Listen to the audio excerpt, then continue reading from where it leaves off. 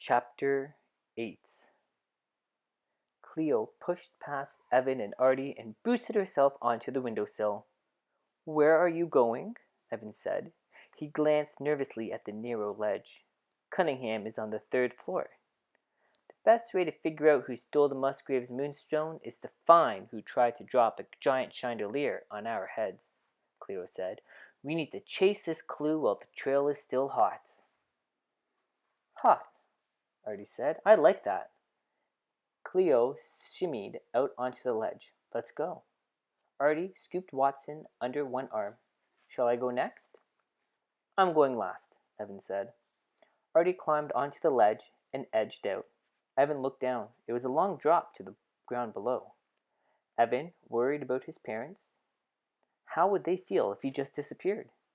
He and Cleo had been in the case of the mysterious Moonstone for a few hours already. Wouldn't someone have noticed they were gone?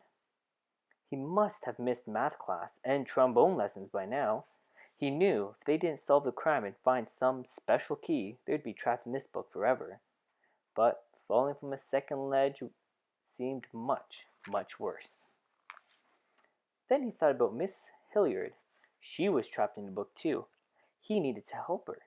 She was the best librarian ever. She was smart and funny and never pressured Evan to go outside and get some fresh air. If he didn't help Miss Hilliard escape, who would? Evan pulled himself onto the windowsill and crawled out into the blood-red night. Even though the moon looked creepy, Evan was glad it was up there lighting his way.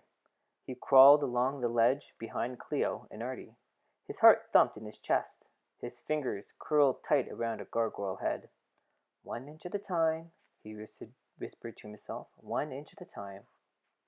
"Hey," Cleo called back. "There's a rope ladder over here."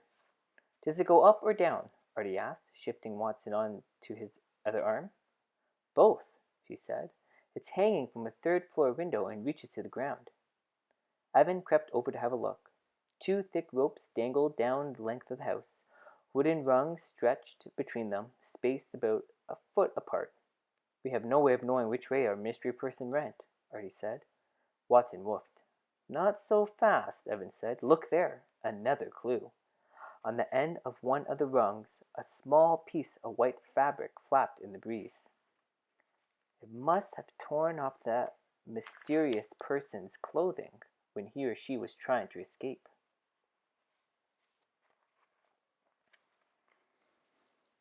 "Too bad Watson isn't a bloodhound," Cleo said. "He'd sniff that fabric and lead us right to the thief." Artie smiled. "Watson is full of surprises. Watch." Artie brought the piece of cloth close to Watson's nose. The dog sniffed the fabric and began wagging his tail. "Which way did the scoundrel go?" Artie said. Watson looked up and down, a long string of drool dripping out of his mouth, and landed on the rug below the ledge. "Well, that did us no good," Cleo said. "Oh no?" Artie said. "What's that?" He pointed at the drool on the ladder. "It's saliva," Evan said. "Spit, drool, glistening slobber." "It's gross," Cleo said. "Remember the first rule of detective work," Artie said. "Always follow the slobber." And with that, Artie stuffed Watson into his coat, grabbed the rope ladder, and began climbing down. Once Artie reached the bottom, Cleo followed. The rope ladder didn't look strong enough to support more than one of them at a time. Evan waited for Cleo to get her feet on the ground and took hold of the ladder himself. The rope ladder swayed with each step, but Evan thought a ladder, even a wobbly one, seemed safer than a narrow ledge. He swung back and forth. Evan's knuckles scraped across the stone. His fingers stung. "Hey," Evan called down. "What do you get when you cross a detective with a cashew?" "Now's not the time for a joke," Cleo said. "Jokes help me relax," Evan said. When he reached the ground, Evan looked at his hand. He had scrapes across 3 fingers on his right hand. "Ow," Cleo said, sucking on one of her knuckles. "That stone is rougher than it looks." Artie held up his hand to reveal a long scrape from his fingers to his wrist. "We match. Now let's hurry before this trail gets cold." They followed a stone path around the back of the house. "What do you get when you cross the detective with the cashew? Artie asked as they passed through the gate. A nutcase? Evan said. Ha! I get it, Artie said. Watson lifted his head and began to snuffle. Something's cooking, Evan said. We must be near the kitchen. They crept to an open window. Just inside, a huge pot of tomato soup bubbled. A wooden spoon the size of a baseball bat stuck out of it. A woman was bent over the countertop with her back to them. She wore a white apron tied around her waist and a tall white hat. That must be Chef Lilith, whispered Cleo. She's wearing white, Artie said, and look.